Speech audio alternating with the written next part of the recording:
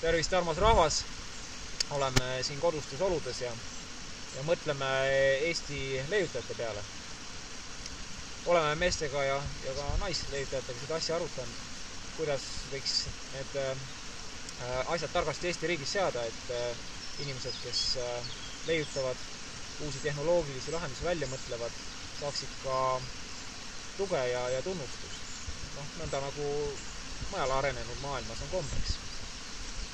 Üks mõte on see, et võiks luua Eesti leiutajatele eraõigusliku fondi. Sinna saaksid raha sisse panna kõik need, kellel on hästi läinud ja kellel on võimalust. Et siis inimesi aidata, toetada, et Eestis loodud ja valmis tehtud hääd tehnoloogilised uuendused ja lahendused jõuaksid maailma. See eraõiguslik fond võiks olla avatud kõigile, kellel on leiutised registreeritud ja kes tahavad oma prototüüpe luua ja maailma turule minna.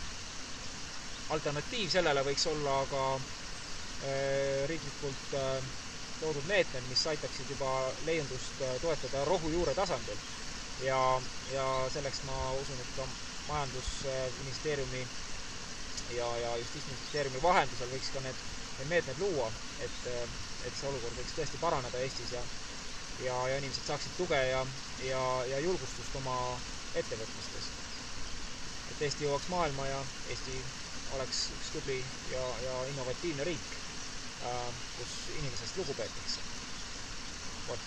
Sellised mõtted, aga mida arvate teie?